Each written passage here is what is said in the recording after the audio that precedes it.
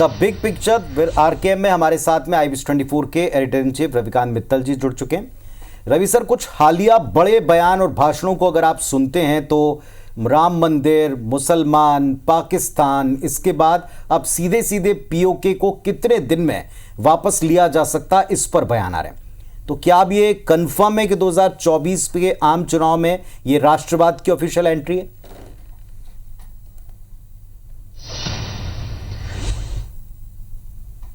देखिए पुनीत, इस समय चुनाव का केवल अंतिम चरण चल रहा है, केवल 2 चरण बचे हैं, तो प्रचार जो है अब अंतिम दौर में है। और इस दौर में हम ये देख रहे हैं कि एक बार फिर से राष्ट्रवाद का मुद्दा हावी हो रहा है।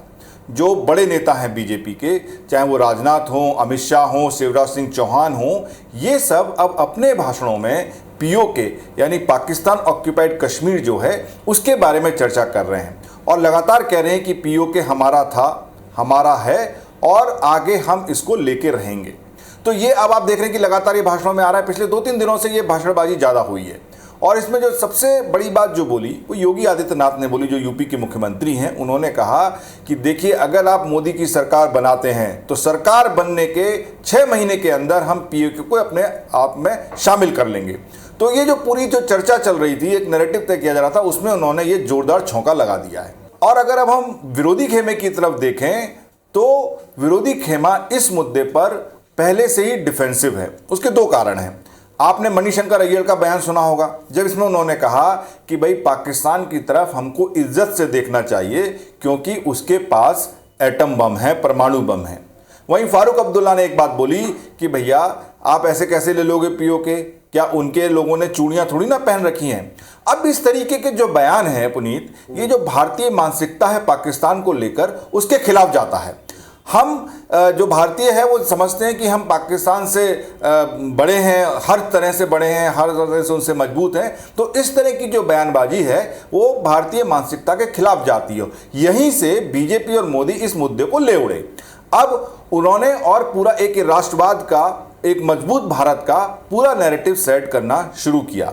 और हमें ये बात ध्यान रखनी चाहिए कि राष्ट्रवाद के मुद्दे पर मोदी पिछला 2019 का चुनाव जीतकर आ चुके हैं, केवल एक मुद्दे को लेकर, जो उन्होंने कहा था कि हम अब ऐसा भारत है जो घर में घुस के मारता है।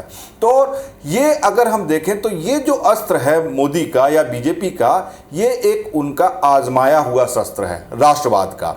अगर उसकी वो बात करते हैं तो उन्हें लगता है कि ये उनका, क्योंकि आप अगर शुरुआत से देखें कि मोदी जब प्रधानमंत्री बने हैं तो उन्होंने कहा कि 56 इंच का मेरा सीना है, हम किसी को छेड़ते नहीं हैं, अगर हमें कोई छेड़ेगा तो हम उसको छोड़ते नहीं है। इस तरीके की बात राजनाथ सिंह भी आजकल कर रहे हैं अपने कई भाषणों में। तो जो ये एकदम मजबूत देश, मजबूत प्रधानमंत्री, राष्ट्रवाद, राष्ट्र के लिए चिंता, एक और जो पिछले कुछ दिनों में जो पाकिस्तान में, कनाडा में जो भारत के दुश्मन थे, जो उनके गोली मार के अननोन लोगों ने मौत किया, उसके ऊपर भी स्थिति क्लियर नहीं है। लेकिन मंद उसको भी माना गया कि हाँ देखिए हमारा ही एक मजबूत भारत का एक वो है। तो ये जो पूरा नैरेटिव है, आखिरी के 2 चरणों में लगभग 100 के करीब सीटें बची हैं, तो उस पर ये नैरेटिव अब सेट करने की कोशिश की जा रही है, क्योंकि एक आजमाया हुआ अस्त्र है और बीजेपी चाहती है कि हमेशा निशाने पर जरूर लगता है। तो जैसा आपने भी हर बार कहा है कि कुछ ऐसे ग्राउंड हैं जिसके ऊपर भारतीय जनता पार्टी की बड़ी मजबूत पकड़ है, इस पर विरोधियों को बोलने से पहले ज़रूर सोचना पड़ेगा। तो अगले 2 चरणों पर क्या असर उसका होता है और इस पर आने वाले बयानों को कैसे अपने रुख में मोड़ा जाता है, ये भी हम देखेंगे। बहुत शुक्रिया आपका सर, आज का जो विषय है इस सिनेरियो पर, बिग पिक्चर पर बातचीत करने के लिए।